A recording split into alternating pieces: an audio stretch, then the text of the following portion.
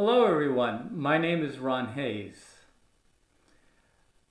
Over the years, my background has been in construction and woodworking. And so my work with the she has always taken a very practical aspect. What I've learned over the last number of years is that there are ways in which we can develop our inner connections with the material substance that we work with that can both enable us to perceive a more energetic aspect of the matter that we work with, and at the same time it affords us to develop the capacity to enliven or generate a greater wholeness in the material world in which we dwell. And I've begun to call that crafting like the she, because it gives us an opportunity to both work with the outer nature of physical reality and with the more subtle aspects of physical reality. So I'd like to talk today about my own experience and my own development of an understanding of what it is to craft like the she. My overall experience with the she actually began, a little over a decade ago. And it really wasn't a very strong contact as it began. In fact, I have to say that I really had very little interest in the she at all. Neither the she nor the fairy world had interested me, although I had a background with shamanic work and working with power animals and spiritual teachers. Plus, I had spent several years working or studying with David and the other people in the Lorraine Association. And so I had begun to have some sense of what a subtle reality was like. But the she never really entered into that until, as I say, a little over 10 years ago, I was sitting on a sand dune on the Oregon coast, and I felt something akin to a nudge on my shoulder, and into my mind popped the word the she. Now I, as I said, didn't know much about them, although I had read John Matthews' book. So I knew the name and the fact that they had contacted some people. But that was about the extent of what I understood at the time. And for the most part, I just discounted the experience and forgot about it. But they were persistent. I would be walking along on our land, and I would feel like there was somebody looking over my shoulder. And again, I had this sense of she, whatever that was.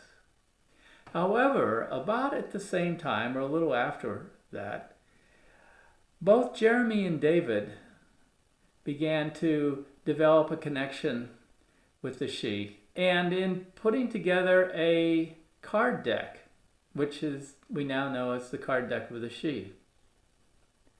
Well, I knew Jeremy fairly well, often visited his home when we were attending some sort of a Lorraine event up in the Seattle area.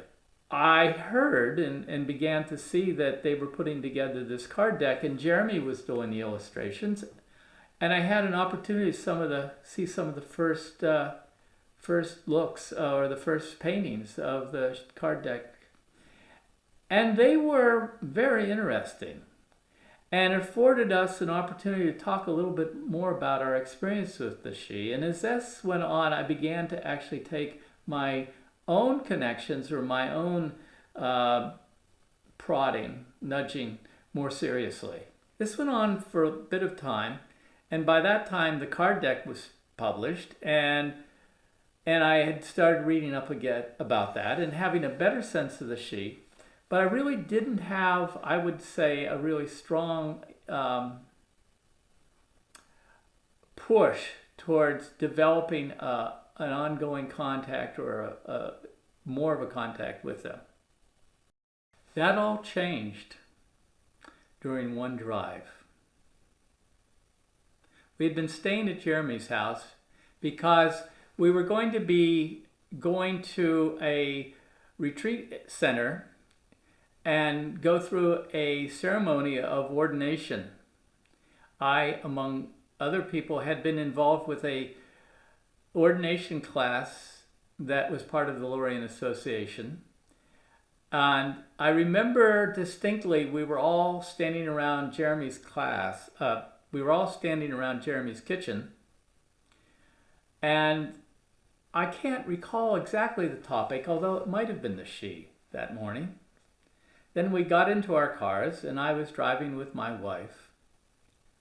This word popped into my mind. It was Elven or Elfin gates. And I began to see all these gateways, portals to different places or different realms. And I was really excited. I could feel the hairs on my arms stand up. It's like my whole body was energized by this whole idea.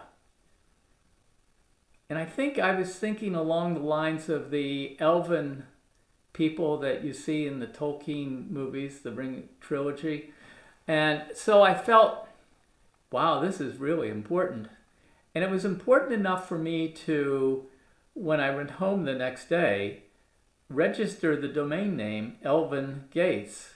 Then, about within the next couple of weeks, I was visiting with a friend who had a acupuncture clinic.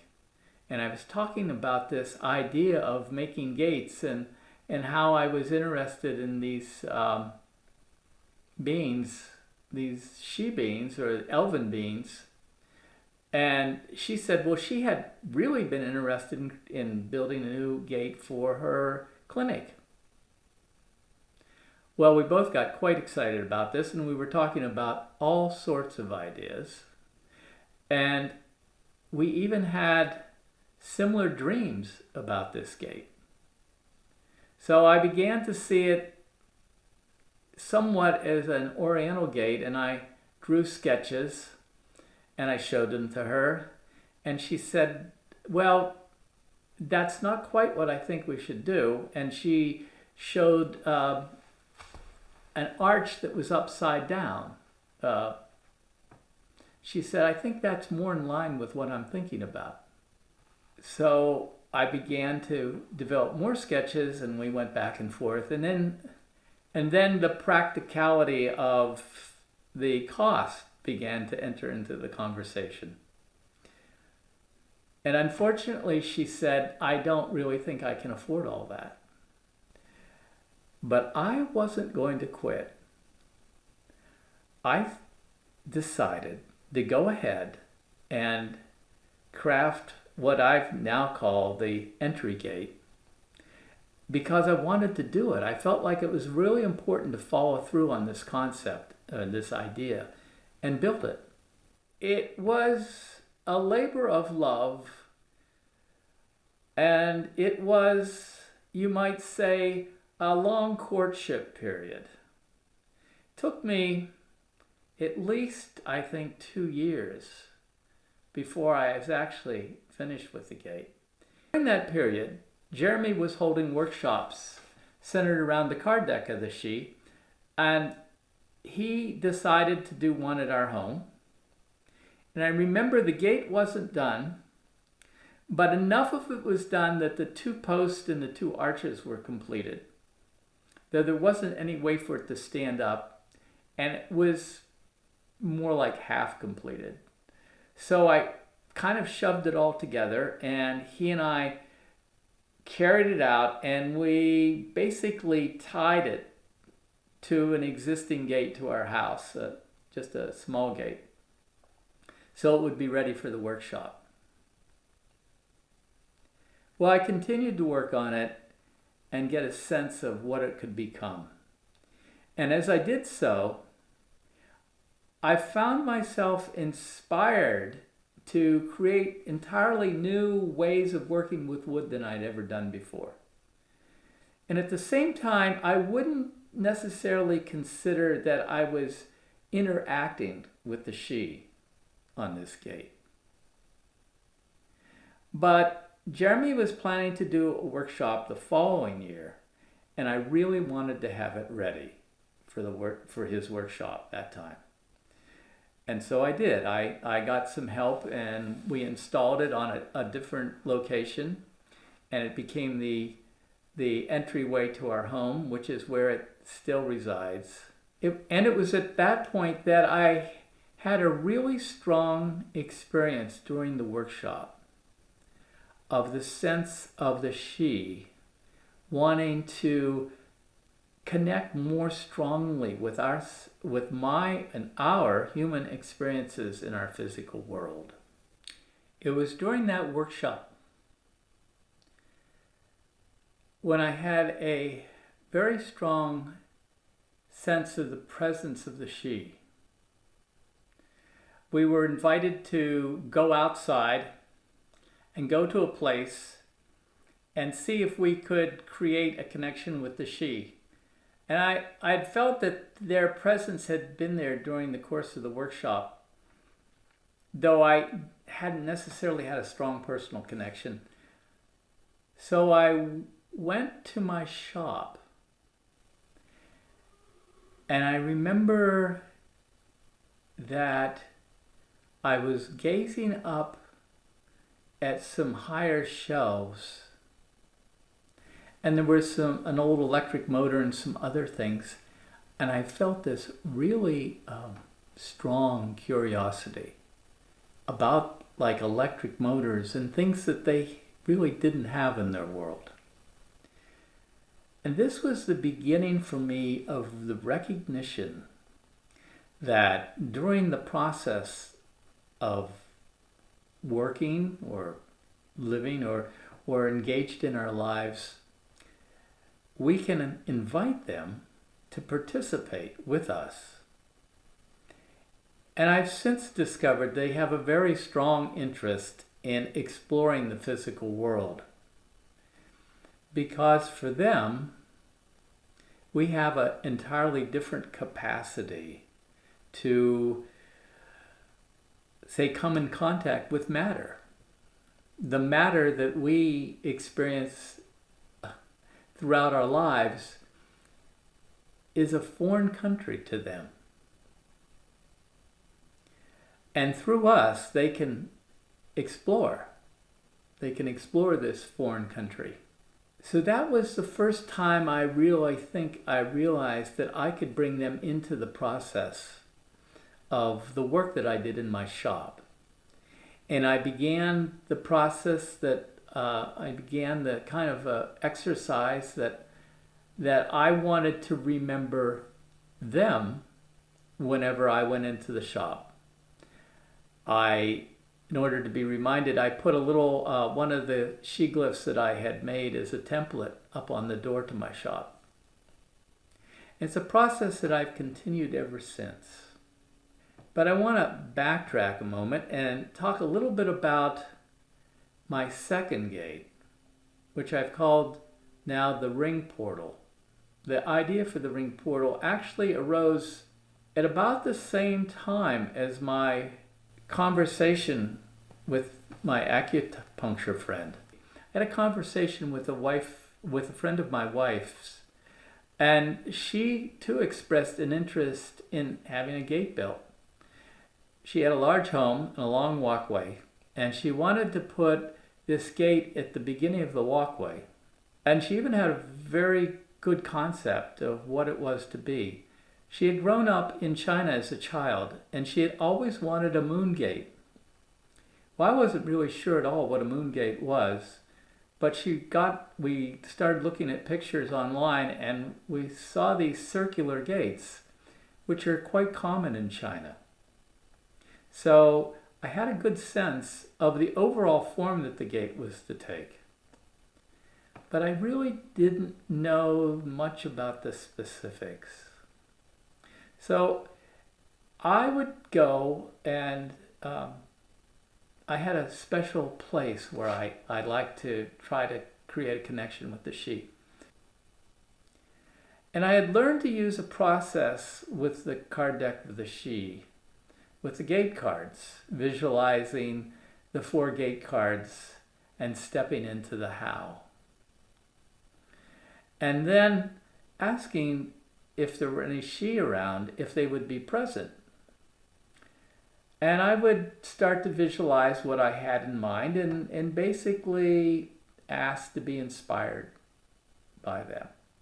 Well, I can't say that this always took place, but at one point a concept began to form in my own mind around what became the moon gate. Was a series of circles, but each one was smaller than the one in front of it.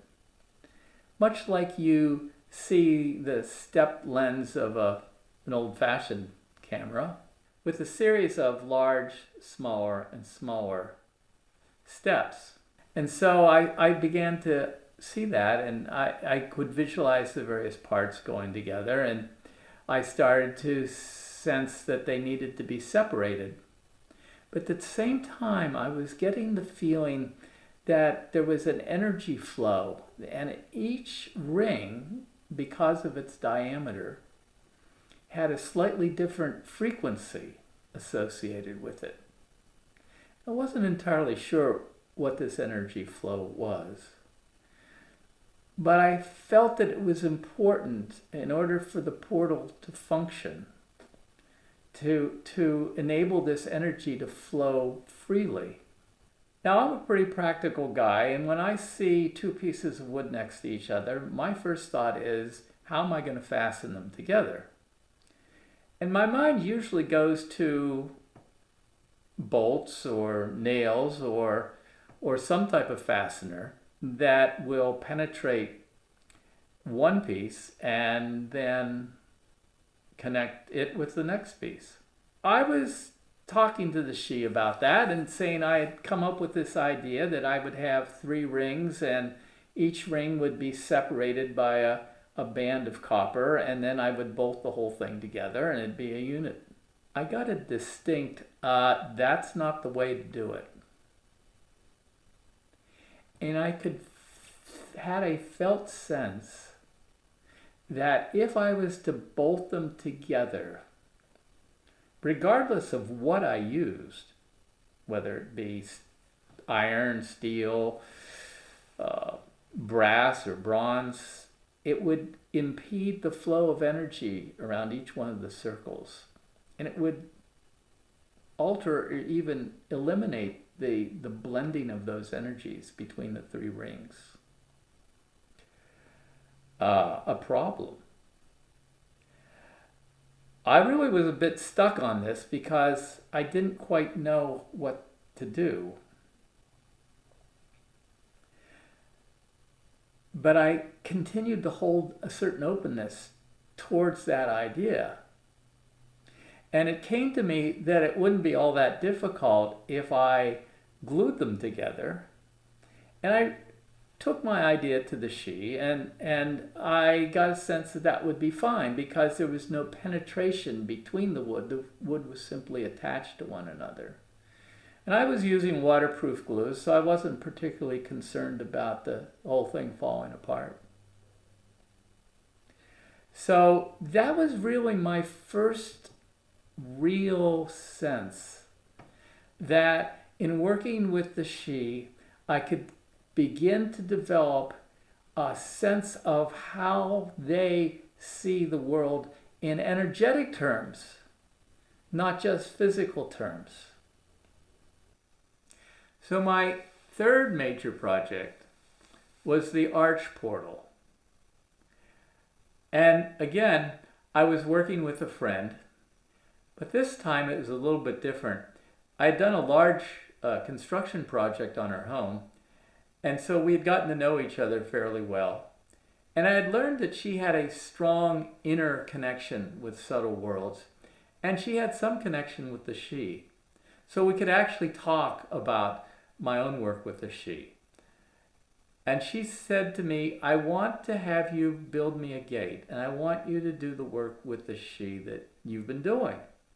And this was a wonderful opportunity for me. So we got together, and I went over to her house, and she pointed out an area that led to a small trail, into her wooded area.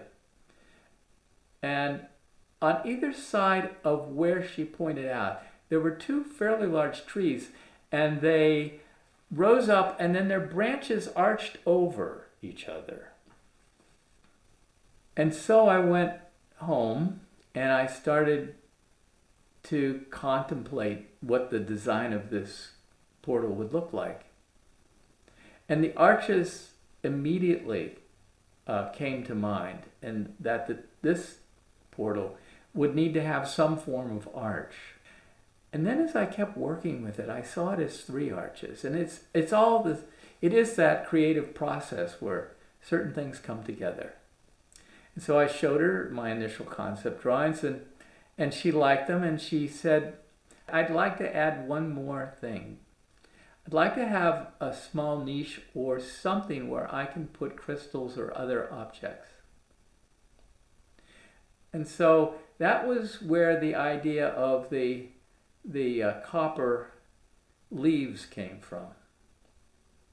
But as I was putting this together, and even as I began to assemble it, I realized it was a pretty big problem. The gate was so large, it was around 10 feet across, that there was no way I could transport it. It would be unwieldy, and because the center arches were made out of 2 different sections, it would probably break. So this time I went to the she and said, I have a problem. I don't know how to join these 2 together because I'm concerned about, again, how the energy flows, and I'm just not sure what to do. I've got to make this into 2 sections somehow. So they said to me, okay, give us some time, we'll go back and think about it. So I did. I came back a few days later and said, you have any ideas? And this to me is the key aspect of the creative process working with the she. When I went back to ask them if they had any ideas, there was this surge of creative energy that flowed through me. And I immediately began to envision that there could be a brass hands or a brass plate that could somehow join the 2 parts together. And then I began to see it as 2 hands, like 2 hands in prayer. And instead of being prayer in front of the heart, it was prayer above the head. And I was just filled with this. It was almost like this whole creative process went through me, and then I knew what to do. And I realized afterwards that the she were not actually giving me the idea of how to do it or what to do, but they were energizing my own creative process so that I could come up with something that was totally different than anything I had conceived before that. For me, that was a process of really feeling much more comfortable with engaging with the she throughout the process of constructing one of these portals. At about the time that I was completing the arch portal, David hosted a group of the people who had gone through the ordination program at his home. And I recall at some point while there, he asked me if there was a way that I could make a miniature portal, a desktop portal. Well, David had a number of small figurines scattered around his computer in his desk, and he showed me a couple of them, and they were similar to this one right here, which is Doctor Strange, Um, and I said, sure, I'm open to making something. I had no idea how I was possibly going to make a miniature portal. And I went through quite a number of ideas. I thought maybe I could make like a miniature house, and you would open it up and you would be in like a house situation, or you would be visiting the Sidhe. But I don't have the tooling, nor do I have any expertise in making miniatures. And it just is not in my wheelhouse to do that. So I continued to ask the Sidhe. I would go and I would stand in front of the great red cedar and ask them, do you have any ideas about this? Can you help me out? I wasn't getting anything for quite a while. And then I remember one day, I had more or less closed our session and I turned around, I was walking out, and suddenly I saw this small desktop gate, and it was essentially two circles. It was a vertical circle, and it sat on a horizontal base circle. And it was like I was completely energized. I knew had an idea that could eventually work. So I can't recall exactly if I saw the glyph that John Matthews presented in his book, but I had a general idea of what I wanted to do. And so this was the beginnings of my first desktop portal. Now, it was getting along into summer, and I had begun to make this portal I had in mind. And I wanted to finish it because in midsummer we were having a gathering of a number of people from Loring in the ordination group, and I hoped to be able to give David my prototype. So I was working, and I had an idea during this process that the upper circle should be made out of two kinds of wood. And I used what I had on hand, which was a piece of western red cedar, and I had some Douglas fir. They're two softwoods, and the base also was western red cedar. And I had also met a fellow who had a shop nearby, and he had the ability to cut the glyph out of brass. So this was taken from a brass sheet. So I was working rather feverishly to get this done before I visited David and everyone at Mosswood. So we stopped by his home on the way there, and I gave him the gate, and he really appreciated it. Unbeknownst to me, he decided to bring it to Mosswood the next day. And I don't recall quite when, but he presented it to everybody and suggested that perhaps they would also like one. Well, I had a number of people come up to me and ask me if I could make them one. I was a little bit overwhelmed by the whole thing. I really wasn't quite sure how I was going to do it, but I did say yes. So I think it's time to leave the office and head on over to the shop. Here we are. We're in my lab. No, we're in my shop. Now that we're here, I want to talk both about the physical part of creating a desktop portal, but also the methods that I developed over the last several years in crafting the portal more like the sheaths, working with the subtle qualities that we can imbue in matter when we work with it. When I got all those orders after the conference, I really wasn't sure quite what to do. How was I actually going to create something that was unique to each individual and have the inner qualities that would make it more than just another tabletop object? I really was holding that question, and I began to know that there were certain aspects that were important. And I would consult with the she, and I did this for some time, trying to get a better understanding of what they feel and what they believe would be the inner subtle energetic qualities that each portal could contain or have as a part of itself, its wholeness, for the individual who had placed the order. The first thing that I became aware of was place. Where was the person going to use their portal? Or where would it live? How would it be when it was at its locale? And how could I introduce it to its locale as I was working with it? And this varied widely.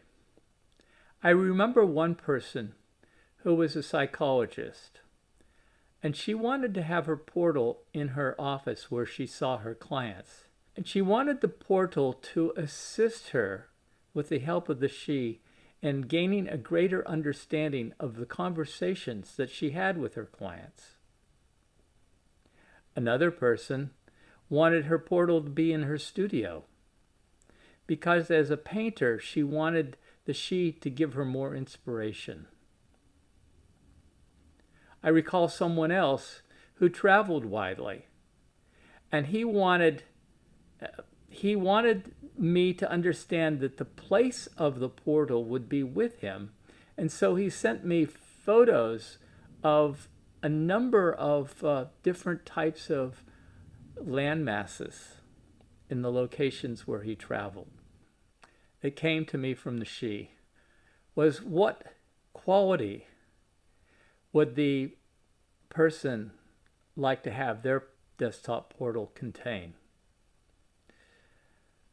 And these also varied widely. And at first I expected people to say more common things like joy or love.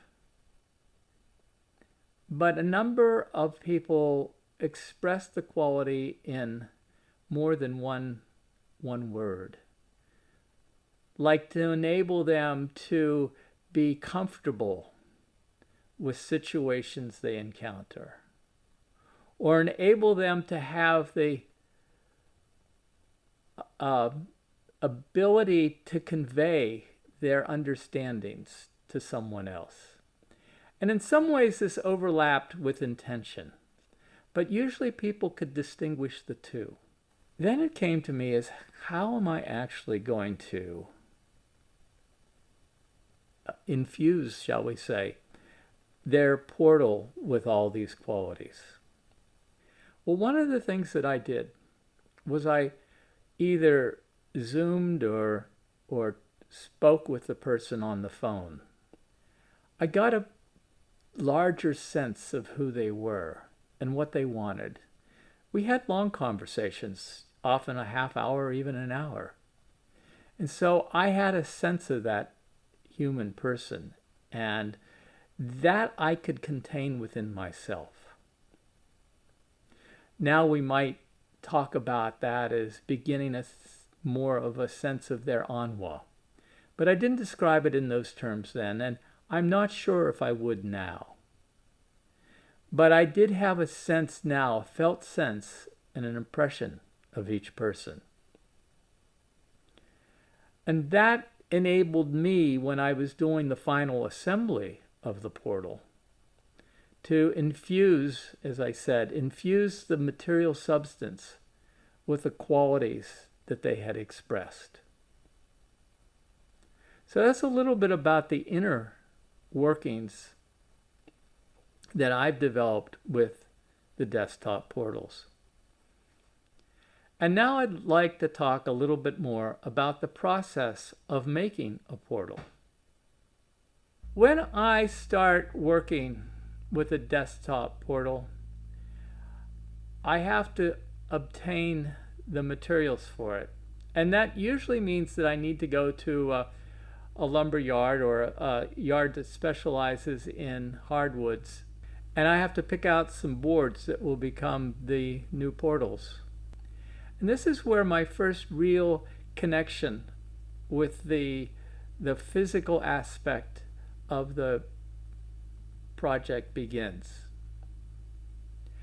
As I go through the yard, or it's actually an indoor building, as I go through the building, there are racks of wood, and there's large numbers of boards that are stacked on end, and I have to sort through them. Well, of course, I'm going to look for whether or not they're straight enough or have knots or other physical aspects. But I ask each board inwardly whether or not it wants to become a part of these desktop portals. And sometimes the answer is yes. And sometimes I get a distinct sense that, no, I shouldn't use this particular board. So I sort through the boards, and sometimes it goes quickly and sometimes it takes a little bit more time. But I'm making my connection with the actual wood that will be used in the desktop portal. Now that I've brought my materials, my wood, back to the shop, I come into the shop and I need to initiate a place in myself where I'm ready to be receptive to the shop around me, and also ready to be receptive to the materials that I'm using. Now, throughout the course of my career, I've been in construction. And most of what I've experienced is get the project done. That hasn't allowed me, until the last several years, to have an interconnection with my work. And that's been what has been remarkable for me with respect to my collaboration with the she, is to recognize it's not just about getting the job done, but it's about connecting with the project that you're working with in a much more whole way. Because now I'm learning and experiencing the subtle aspects of my work. I have the wood now in the shop, and I go to each board. I seek to make a connection with each board. I want to know its history, where it came from. Now you might say, how could I know that? But I believe that each object, each physical object that we encounter, whether it's been manufactured or it's a natural part of nature, has the ability to communicate with us. We have the ability to sense its history. And so as I hold the board, and I always hold each board individually, as I hold those boards, I go into whatever I can sense of the tree that they came from. And I'm looking to know how the tree felt about being cut down, and as this particular part of that wholeness of that tree, I want to discover its own history, its own, I don't know if feelings is the right way, but I do feel that was its sovereignty, its being, violated when it was cut down? Or was it willing, or at least accepting of the process? And I get a lot of answers. Some boards were, or some trees were perfectly accepting of the process, and they come to me quite willingly. And others, not so much. They did not want to be cut down. Their time had not come. And I try to sense them as living beings, but I want to also let them know that the boards that I am now holding will be used in a beneficent way and will be used with love. and will be a part of developing stronger interconnections with the world and with trees and with all of nature and all things. And I want them to, through the board, I want that tree to have an opportunity to know that though it was cut down and perhaps not in an appropriate way, nevertheless, it's not going to be wasted and its inner life is being honored. And that may sound a little strange, but, and particularly with trees, I think it's important for us to recognize that we have this connection. We have this connection with all of life. And that the aspect of working like the she, that working in this way, this inner and outer way, we actually are contributing to this deeper, loving presence that it can expand in the world and expand in all the physical objects, the physical world around us. So that's the first step in the process. I've made my connection with the boards themselves. Now the process of actually crafting, actually doing the craft work, the physical work on the wood needs to take place. And for me, since I typically build these portals in my spare time, it can often take place over a number of months. And when I do the portals, I make a number of them because I have to set up jigs on my different machines and run them through. And so there's a little bit of discontinuity there, but I have a process before I begin each day at the shop. I use the gate exercise the way I've come to understand it in my own particular way.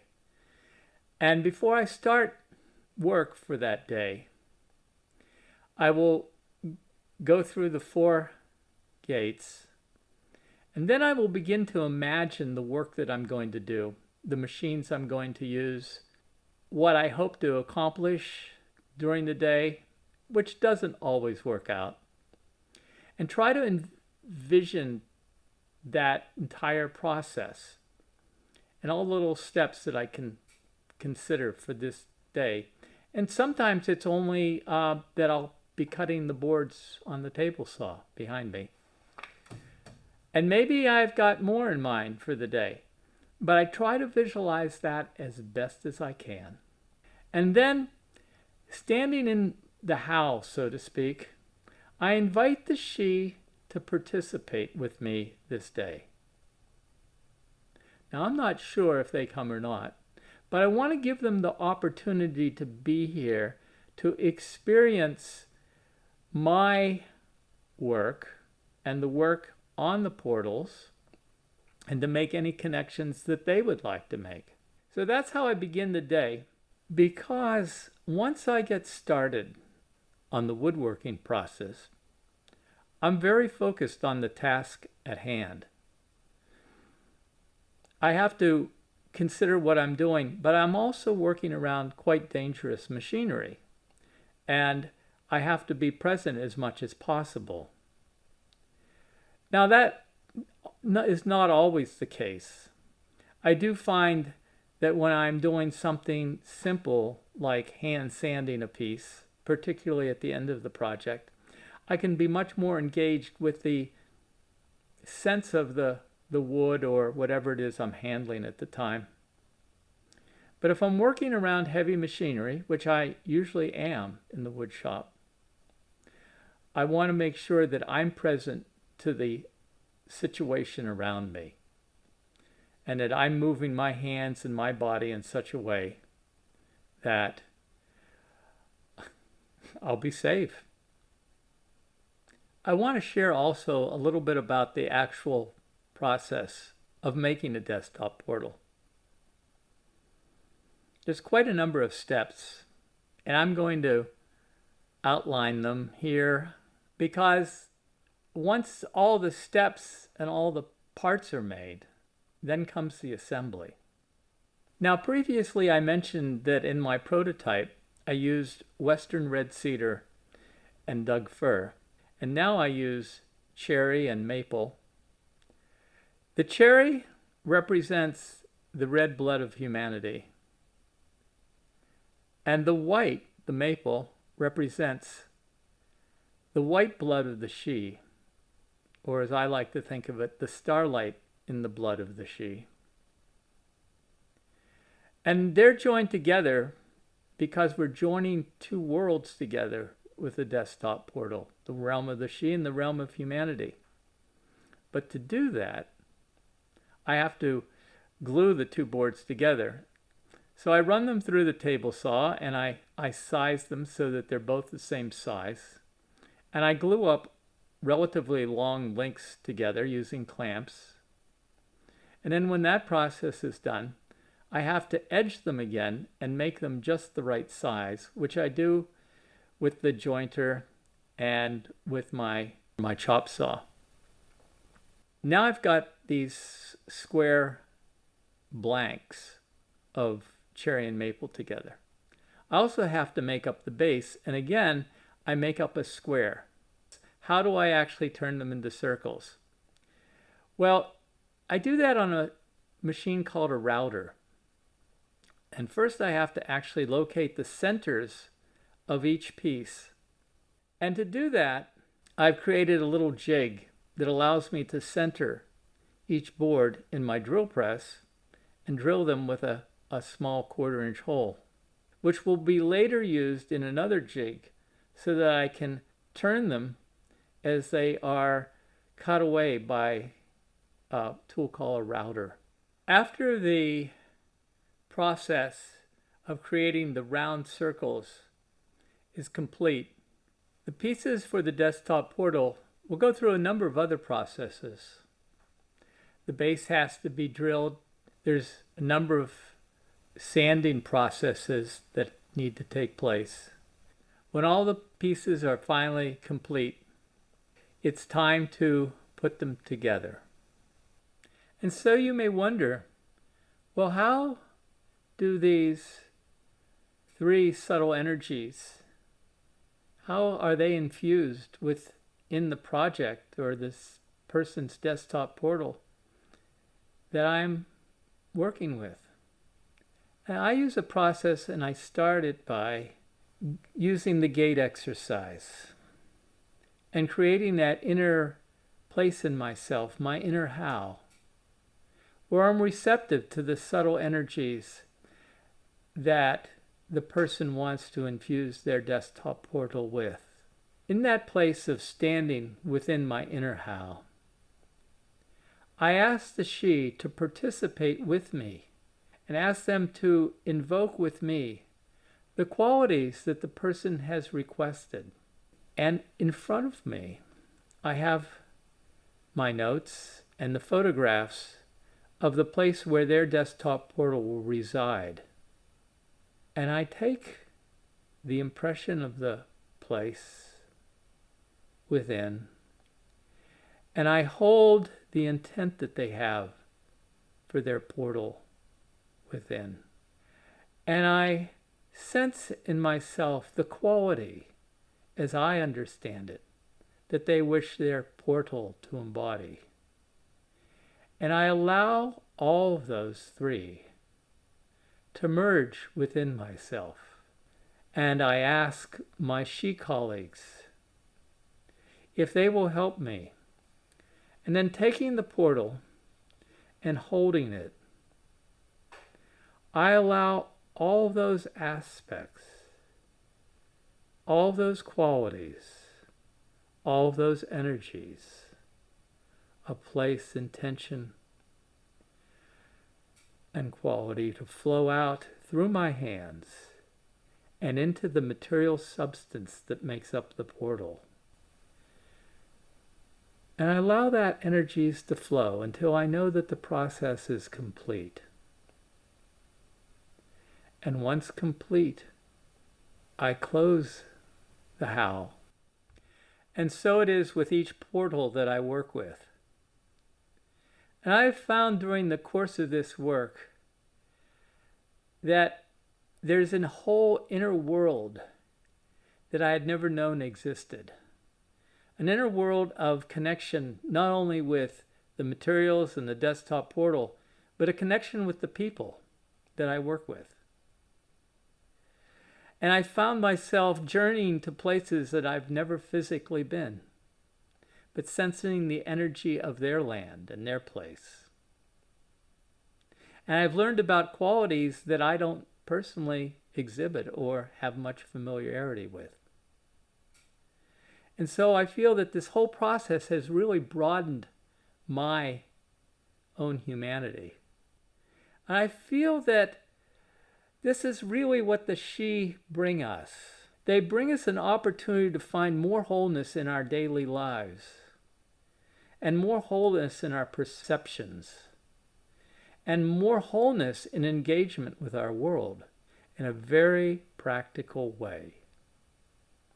So I want to end this particular segment in the shop and head back over to the office. I've talked about the way I work with physical matter and building the desktop portal, and how I've learned to infuse it with certain subtle qualities so it'll be more alive. But I want to make clear that this is a process that's not limited to woodworking or me or really any single project. It's a creative process that we can all participate in. It's something that we can all do in order to infuse the world around us with greater life and with greater light. As I considered this presentation, I wrote, when we speak of crafting like the Sidhe, we need to take into account that their matter is completely different than ours. Meryl described the substance of her realm as protomatter. It is malleable, and the Sidhe can shape its form through the intention of their being. She goes on to say that the physical material that we have has its own will. This willness of matter is the bedrock of our physical life. However, that does not preclude us from shaping the subtle or energetic aspects of our world through our imaginal capacities, which we share with the Sidhe. We bring a greater wholeness to physical substance. I think of it as enlightening the world around us, infusing it with our soul light. And in considering the differences in our realms, I realized that the phrase crafting like the Sidhe is really inaccurate. But I could not come up with a better expression. So I took my question to my Sidhe colleagues the other night, and I asked them to collaborate with me on coming up with a better way of saying this process that both we and the Sidhe share. I didn't get anywhere for a while. We went back and forth. But then the phrase Gaian crafters came to me. And at the same time, I sensed a commonality, a kinship between our two peoples. I am reminded that we are all Gaian crafters, we and the Sidhe. I would like to end with a quote from Alduin. From the days when we were one people, a star people, the story of our engagement with Gaia, which is also the story of human evolution, has been one of the motivation to become fully incarnate in the physical world, which lies in the desire to fully hold the experience and energies of matter. It is our destiny to be a chalice. I have really enjoyed putting this presentation together, and I hope you enjoy it also.